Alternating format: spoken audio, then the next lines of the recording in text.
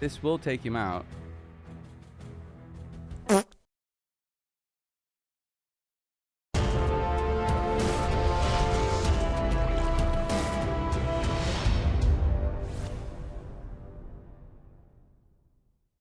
Hey guys, Coldbrew here. Welcome back to a video. Was I wrong yesterday? Was I wrong about saying these big things about Fatalis, the Blade Master? Well, I don't know. Plium seems to say otherwise. This weekend, they're going to do a 2x and a 10x for him together. It's going to be the best chances for you to pick him up. So if you don't want him, wait it out until Sunday to do some summons. That's what I will be doing to do my summons, because I don't want another copy of him. I have one already on the account. I posted a video yesterday and I had lots of comments in there yesterday about this guy. And if I can open them here, maybe we can see them together a little bit. But honestly, what I think is that maybe I was a little bit harsh on him. He's definitely not the worst Void Lego. But if you guys caught the last part of the video yesterday, where I was going through every single one of the voids pretty much, and very briefly in a sense, but I went through them and I mentioned on how he's possibly in the bottom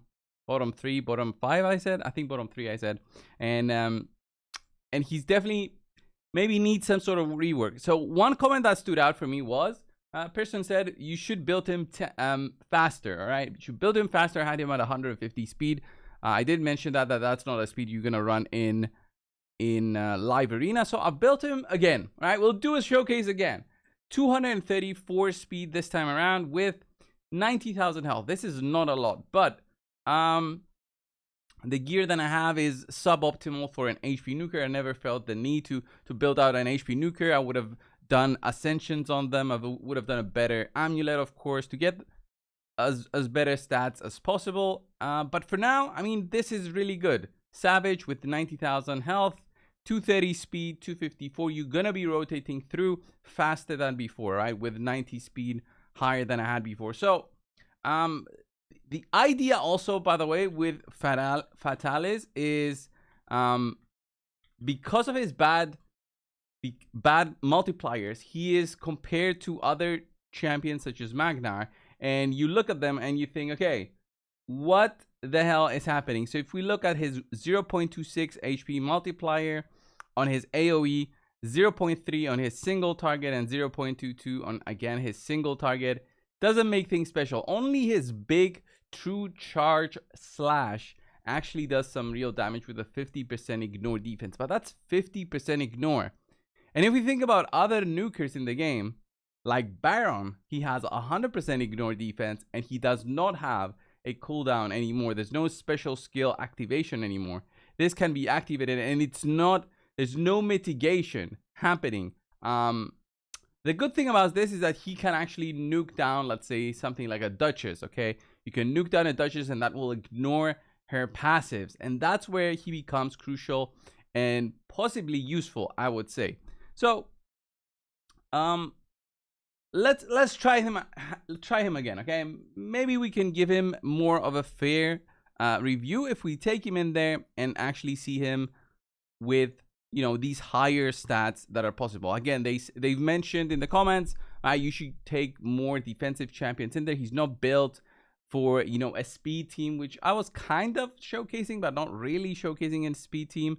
All right, like this one, this is a really tanky team. This is not a speed team, but I'm guessing his Kaimar and Yumiko are just so fast that Georgid will just go nuts here. All right, he'll just go nuts. So how would I face this situation? Yeah, you would need just a UDK there just to stay alive, honestly, just to stay alive. I'll probably do my Sifi there. I would probably even run a Yumiko if this was like live arena. And if I didn't run my UDK, UDK is going to soak up the one hit, but not really. But let's say I run my Yumiko here, just so we can try and face his Yumiko. We're not going to get completely locked out. This guy will refresh though, so that's going to be interesting. And then we'll have Fatalis here, all right? We're going to throw him in there just to test things out. In terms of damage, we'll probably be able to take out the Georgid if Necrit doesn't go crazy and just destroy us, right? The good thing, all right, the good thing about facing champions that have a lockout such as Yumiko. When you have a champion like this one, which has a secret skill, which is only enabled after you do something, like also Mortu, okay, guys? The way that he works is that his cooldown does not get increased, his hidden cooldown, because the skill is not there.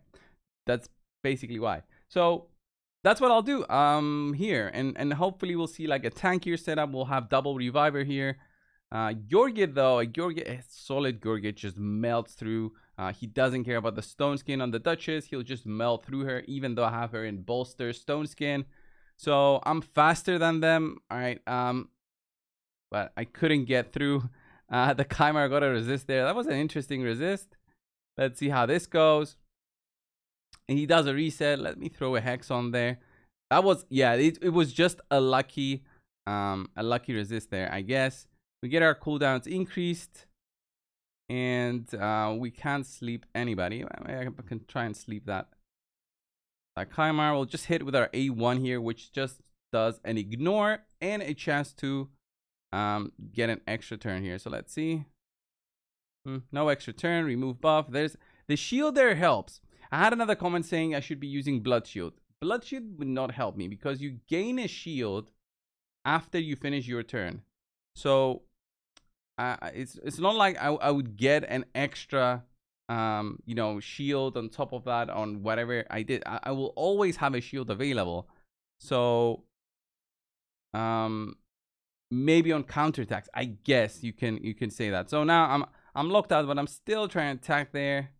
Let's see, not much, but I am kind of killing stuff here. And I am surviving. I am surviving there. So here, hopefully we don't get burst down by my boy there. Oh, as I said it, right? Ooh, well, I just did my revive here, so this will be pointless. So I'm gonna try and see if this guy can do something here. There's my shield. I'll sleep that dude. Oh, the hex, no. All right. We're really tanking this, by the way. We're really tanking the Gyorgit. So, yeah.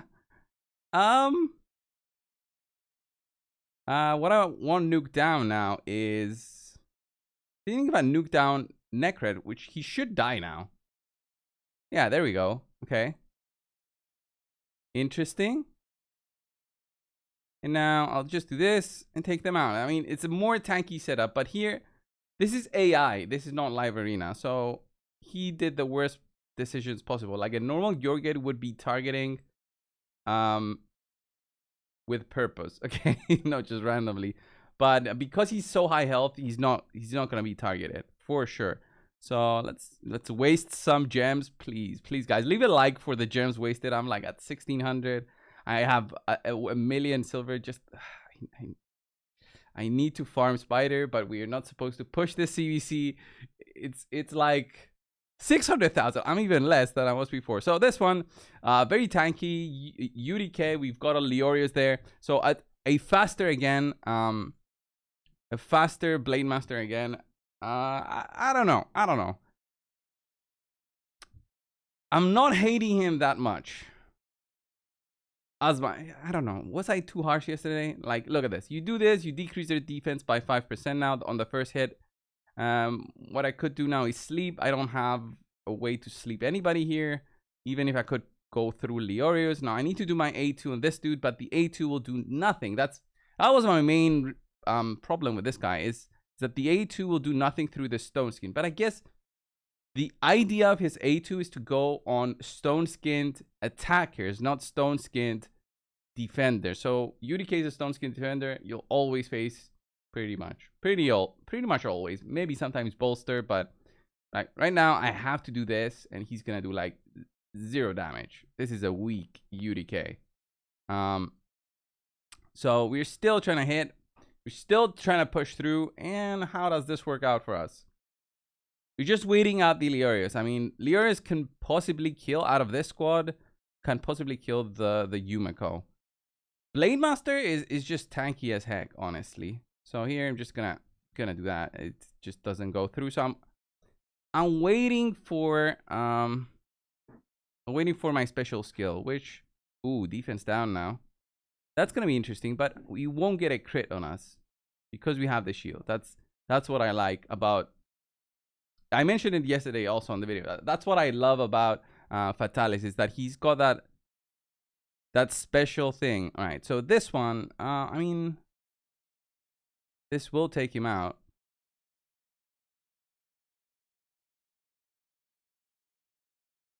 I was too confident on that, taking him out, that I 50% ignore defense. I guess strengthen helps him, but that was no excuse to not even take him down. Like, I have a defense down weekend that doesn't affect my damage because I'm HP based, right? So this one will proc Lydia. Do I want to proc Lydia? I mean, I have to.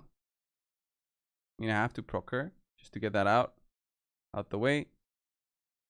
Yeah, look at that. Look at how weak that is. Extra turn, that's good. I can do this now. Decrease defense. Oh, we're also decreasing their defense now. Oh shit, I don't have the revive on Duchess. Right. Yeah, I'll have to do this now. Didn't even go through the shield. The A2. My Duchess needs to survive. I'm under perfect veil, so that's a problem. Alright, that's gonna give me a shield, right? A little bit of a shield. So again, trying to do this.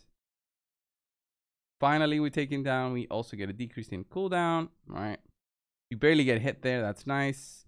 There's the revive. Do this. There's the proc. Leoris will do a lot of damage now. So we lock him out. That's good. He only does the A1. Pop that 2 again. Sleep that Tiffy. Do the AoE again. This was kind of messy. The ultimate attempt was just not dying there. He was just not dying there. So was that actually a weak UDK? I mean, to survive that hit? Because I got 100% crit. I don't know. Where was he? Let's find another one. Let's refresh. I don't like these teams that are, I mean, this one's, yeah, okay. You can say what you want about Anithwe. I kind of like him because he's a threat there against these double revive teams. Double revive teams are there for that exact purpose, right? To revive multiple times. He kills and keeps them dead. So I kind of like that thing in his skill set. Even with his A1, even if you lock him out, he'll kill you and keep you dead if he manages to do that. So look at that big hit there. And that is, you know, pretty strong. So imagine if I didn't lock him out. So let's see. Can we take him out? Yes, we do. Decrease defense. That's good. That's what you want to see.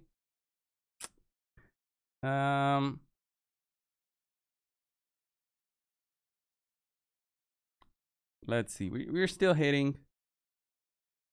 Still smacking them. Let's do the A2, which ignores 15% of the target's defense, but also strengthen, stone skin, increase defense, ally protection. Hopefully this kills 50k. It's so up and down. Like, you just want his skills to rotate. So is Savage even something that you should be discussing? Maybe well, I guess Merciless gives you attack percent, so it's not really the set for this guy. So I want to kill that dude because he's a threat. Oh, there's the revive. Relentless, I mean, you're using RNG to your favor there with a relentless set. So that would benefit him. He'll use his skills more frequently, and that would be ideal. But here, I mean, I'll have to do AoE, so I can take that dude out. But I like the way that he just decreases the defense. That's cool. Decrease our cooldowns. Probably do the AoE again, and the reason for that is that it's the triple revive here. So I gotta keep on killing the Inithwe because he's a threat. So do this again, decreasing their defense. Don't really have a choice here. I gotta take them out at the same time, pretty much. Although like this will take out the Sifi. Yeah. There was no chance the Sifi would survive that. She doesn't even have a passive to protect her. So even if she did, he would ignore it. Plus he ignores 50% of the defense. Then the A2 there. After all that defense was down. And you take them out. So prolonged fights is where it's at with him. As I said yesterday, if you let him ramp up, he's gonna be a pain. But he's nowhere near the combo of Taras Mariska. The combo champions will reign, you know, supreme for as long as Plarium allows them. And Sifi, Rotos did for a long time. And it's not like they nerfed them. They actually did nerf Rotos. They reduced his power. But he's still a very good champion to be together with Sifi, to have that against you. So this will be the final one. We're fighting a very strong combo here. Kaimar, we got lots of debuffs on us. There's also a Taras, multiple buffs. That's gonna hurt. Might even take on my team, except for this guy, because he won't get crit on, right? He did get crit on. That was interesting. What is happening? Was that shield? Oh yeah, that shield wasn't mine, actually. That shield was from the bolster set. So maybe that's why I didn't manage to not get a crit. Yeah, that was a bolster set shield. Because that cannot be removed. There he goes. He's down. He didn't have a shield on his own. That's another issue. So here, I want to throw that there. I need to have my cooldown soon enough, so I gotta sleep this dude if I can. Although, oh, there we go. Lock them out. Should be fine here to do this. All right, sleep Taras, so we don't get damage. Then let's put more buffs. Oh, those get removed. I was asleep also. Fantastic. That Kaimar is so annoying. All right, let's do this. Oof, goodbye, Sifi.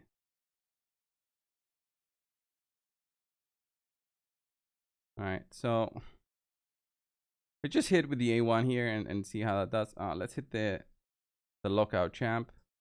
Jeez. Maybe 50% of his health. So my goal here is Taras to not kill my Duchess, which he would probably go for. He would be hitting the Duchess here. So there's the reset happening. Beautiful for him. I have 0 skills available.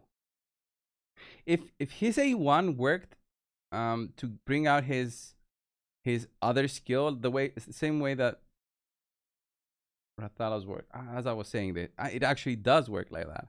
All right, will this kill now the Taras? Because yesterday it did kill the Taras, but yesterday's Taras had like 50,000 health or something. This will be a gamble to do this, but I'll have to, right? Oh!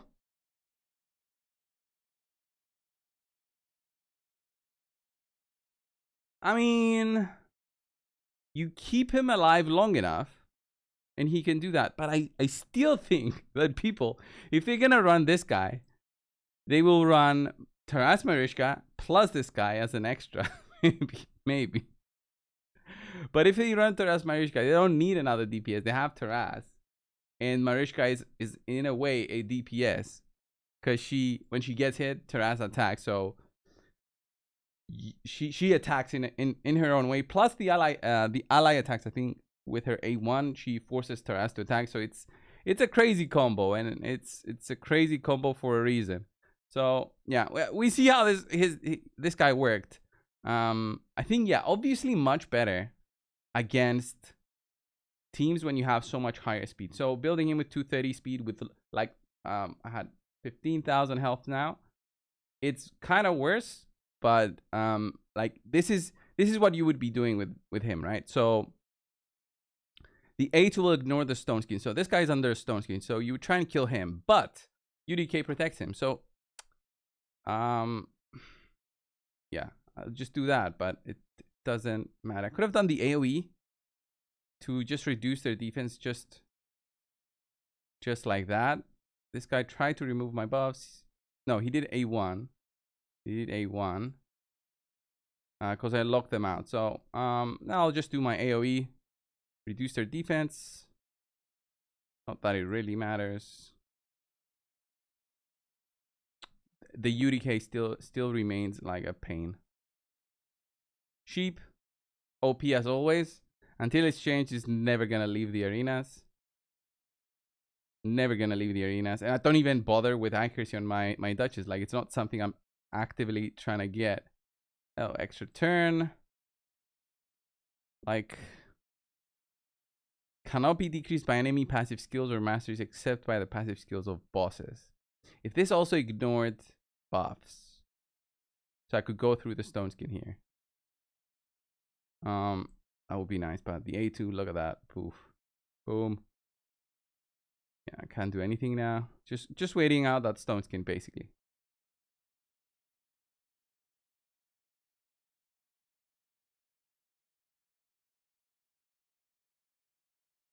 Provoke now.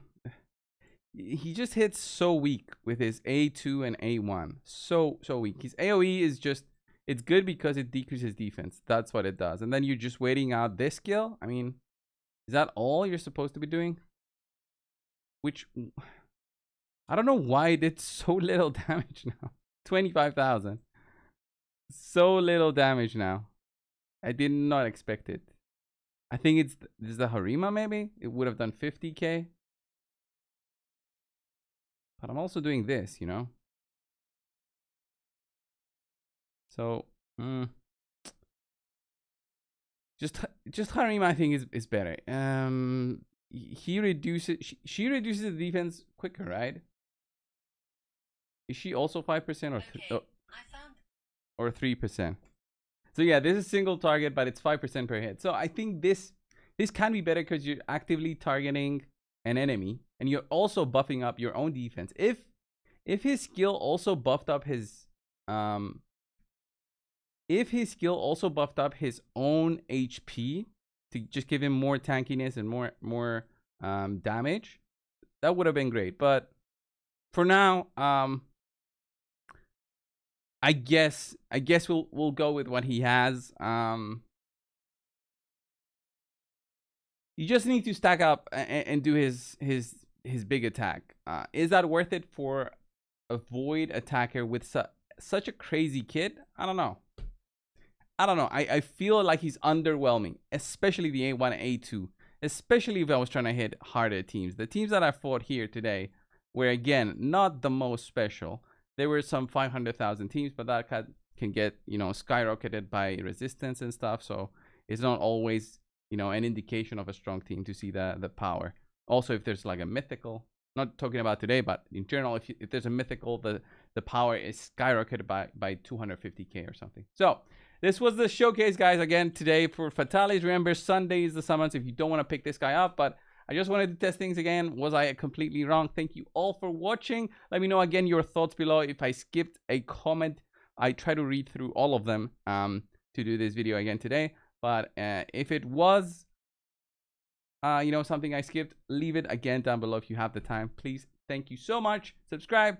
I'll see you all in the next video. See ya.